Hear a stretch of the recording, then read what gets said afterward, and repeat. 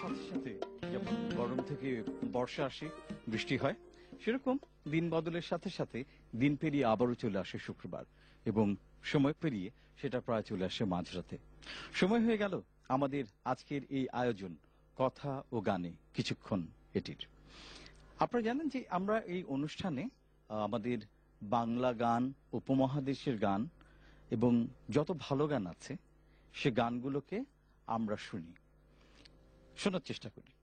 আর তার চাইতে বড় কাজ যেটা করি, আমরা সেই গানগুলো শুনি এমন সব মানুষদের কাছ থেকে যারা মিডিয়াতে তেমন ভাবে সরব নন, এবং তারা সবাই নীরব সাধক, নীরবে সাধনা করেন, একান্তে সাধনা করেন।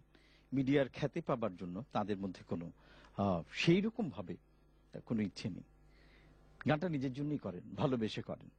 তো এরকম ভালোবেসে যারা গান করেন তাদের আমরা আমন্ত্রণ জানাই আমাদের স্টুডিওতে, এবং আমরা নিজেরা সম্মানিত হই তাদেরকে আমন্ত্রণ জানিয়ে।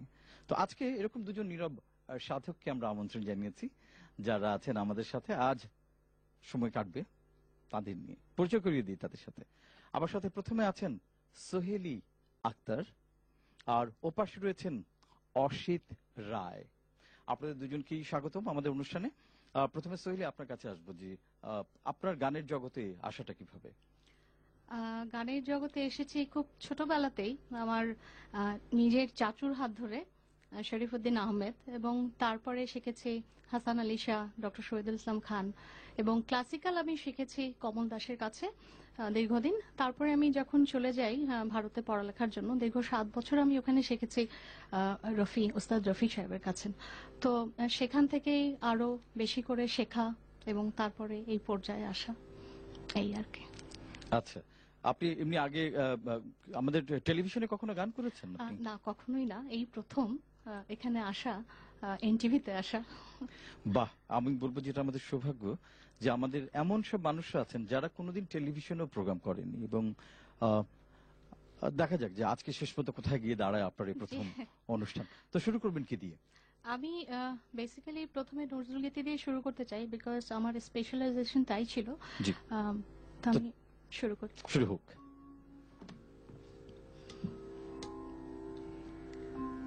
এখনো ওঠেনি চাঁদ, এখনো ফোটেনি তারা, এখনো দিনের কাজ হয়নি যে মোর সারা। হে পথিক যাও ফিরে, হে পথিক যাও ফিরে,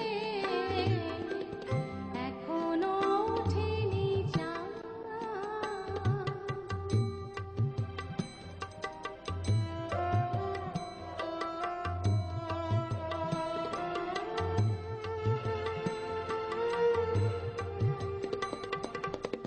এখনো বাঁধিনি বেনি, তুলিনি এখনো ফুল, জালি নাই মনি মম মন্দিরে। হে পথিক যাও ফিরে,